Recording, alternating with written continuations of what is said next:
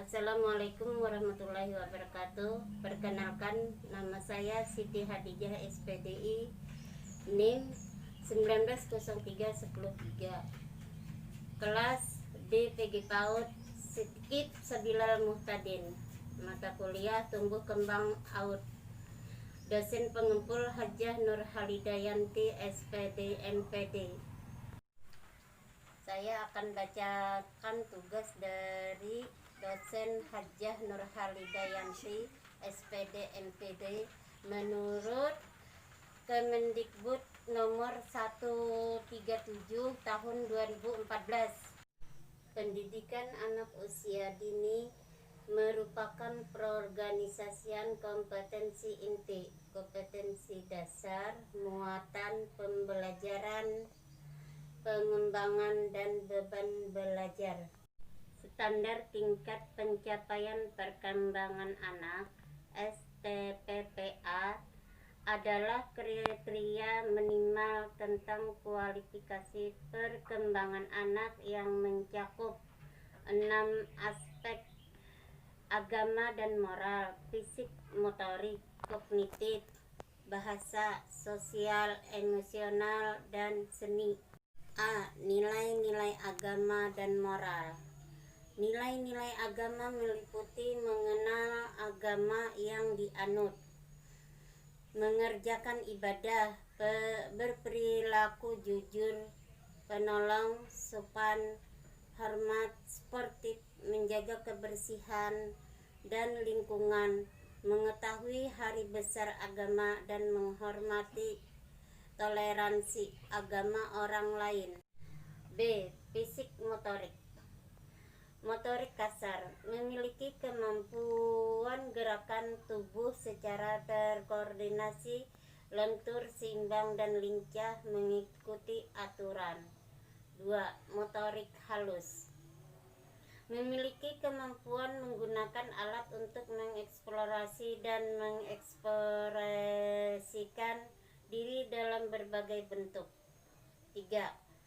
Kesehatan dan perilaku keselamatan, memiliki berat badan, tinggi badan, lingkar kepala sesuai usia, serta memiliki kemampuan untuk berperilaku hidup bersih, sehat, dan peduli terhadap keselamatannya. C. Kognitif. 1. Belajar dan pemecahan masalah, mampu memecahkan masalah sederhana dalam kehidupan sehari-hari dengan cara fleksibel dan diterima sosial dan menerapkan pengetahuan atau pengalaman dalam konteks yang baru. 2. Berpikir logis, mengenal berbagai perbedaan, klasifikasi, pola, dan berinisiatif, berencana, dan mengenal sebab akibat. 3. Berpikir simbolik, mengenal, menyebutkan, dan menggunakan lambang bilangan 1-10, mengenal abjad, serta mampu merepresentasikan berbagai benda dan bentuk gambar. D. Bahasa. 1. Memahami reseptif bahasa, memahami cerita, perintah, aturan, dan menyenangi serta menghargai bacaan. 2. Mengekspresikan bahasa, mampu bertanya, menjawab pertanyaan, berkomunikasi secara lisan, menceritakan kembali apa yang diketahuinya. 3. Keaksaraan, memahami hubungan bentuk dan bunyi huruf, meniru bentuk huruf, serta memahami kata dalam cerita. E. Sosial emosional. 1. Kesadaran diri, memperhatikan kemampuan diri, mengenal perasaan sendiri dan mengendalikan diri, serta mampu menyesuaikan diri dengan orang lain. 2. Rasa tanggung jawab untuk diri dan orang lain, mengetahui hak-hak, mentaati aturan, mengatur diri sendiri, serta bertanggung jawab atas perilakunya untuk kebaikan sesama. 3. Perilaku profesional, mampu bermain dengan teman sebaya, memahami perasaan, merespon, berbagi, serta menghargai hak dan pendapat orang lain, bersikap korporatif, toleran, dan berperilaku sopan. Seni meliputi mengeksplorasi dan mengekspresikan diri, berimajinasi dengan gerakan, musik, drama, dan beragam bidang seni lainnya. Seni lukis, seni rupa, kerajinan, serta mampu mengekspresikan karya seni. Ciri nilai agama. Adapun ciri-ciri nilai agama adalah sebagai berikut. 1. Dapat mempengaruhi pengembangan dalam diri di lingkungan sosial. 2. Memiliki pengaruh yang beragam dalam masyarakat. 3. Disosialisasikan sejak individu dilahirkan. 4. Sebuah konstruksi yang berbentuk melalui pedoman beragam, yaitu kitab suci. 5.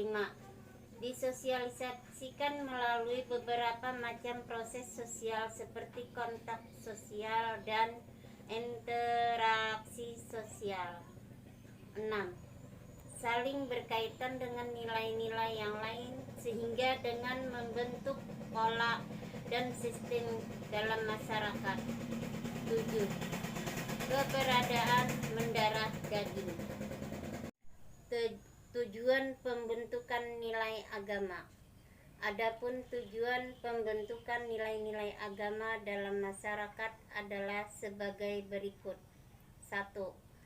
Agar terhindar dari adanya krisis identitas diri yang membuat seorang individu tidak dapat menentukan nasibnya sendiri. 2. Menjadikan bekal berupa ajaran-ajaran agama sebagai pedoman hidup. 3. Agar hidup seorang individu menjadi lebih terarah dan memiliki tujuan yang jelas. Contoh nilai agama. Adapun untuk beragam contoh nilai-nilai dalam agama di masyarakat antara lain. 1. Mewujudkan kehidupan yang rukun dan harmonis dalam lingkungan bermasyarakat sesuai dengan ajaran-ajaran agama yang dianutnya. 2. Tidak menghambur-hamburkan uang untuk memenuhi hasrat duniawi. 3. Memelihara keasrian dan kebersihan lingkungan dan alam sekitar. 4.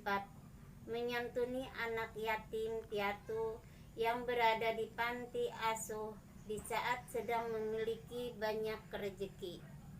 5. Tidak mengeksploitasi secara berlebih sumber daya alam yang tersedia untuk kelangsungan kehidupan generasi di masa mendatang.